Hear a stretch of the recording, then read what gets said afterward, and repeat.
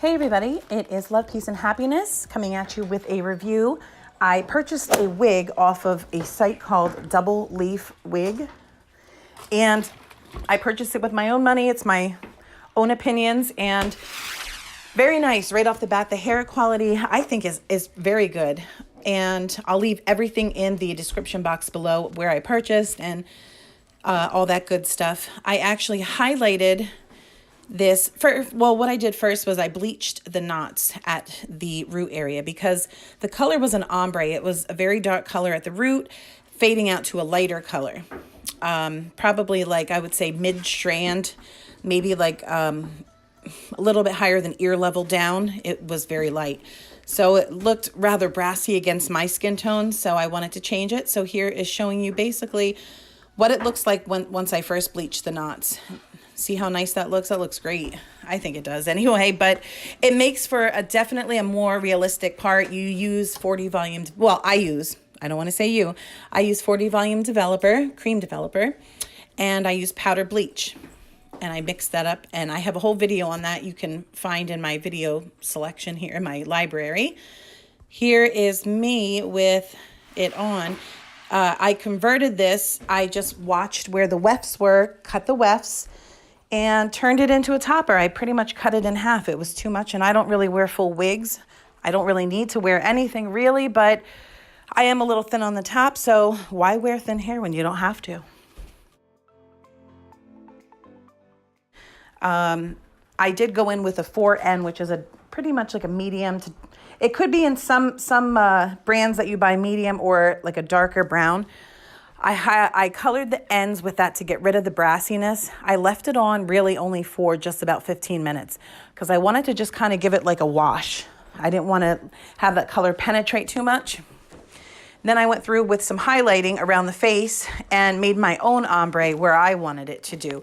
And I used that with 40 volume developer and bleach. However, if you're not experienced, I'd probably advise you not to use 40 because it does come up very quick and it is more damaging to the hair. Anyone will tell you that. And I'm just showing you how nice it turned out. And I'm pretty pleased with the hair quality. It's one of the nicer wigs, honestly. And again, I'm not paid to say that by any means, but that is definitely a keeper. It was a little bit curly when I got it, so I did have to straighten it a little bit and blow it out. But the hair quality just keeps on standing up to all the chemical processing that I did and the heat process as well with the iron and the straightener.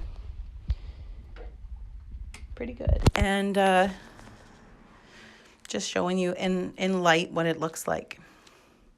Lifting up the hair to show you that there's no wig, so you don't have to worry about anything. You can lift your hair up, pull your sides back.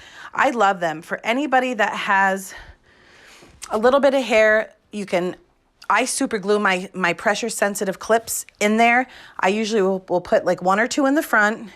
You can position them wherever you want. I put a couple in the front, on the sides, in the back. I think I have about 5 clips or 6 clips in this one just to keep it secure. And it doesn't fall off. You don't have to worry about anything like that. And here I'm just giving you a closer view of what the part looks like. No one even knows unless if I tell them the hair is not doll-like, D-O-L-L, doll-like. It's not dull, and it's just perfect. Straight out of the box, it was fine. However, again, it was just a little brassy.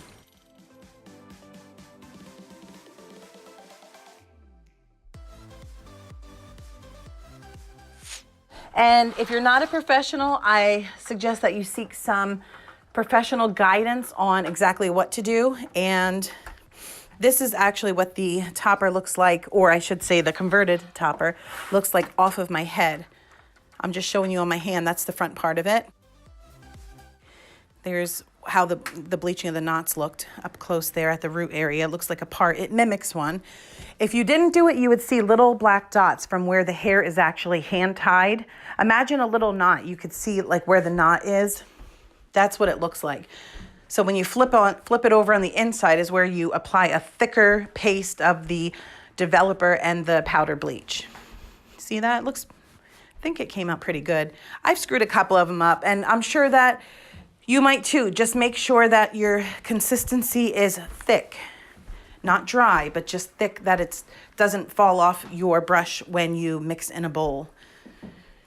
And when you apply it to the inside of where you want to bleach your knots, you just want to make sure that you don't rub too hard and penetrate, so that you're actually bleaching the hair and not the knots, because you will have a very, very light root, and that you don't want, unless if you're trying to achieve that look.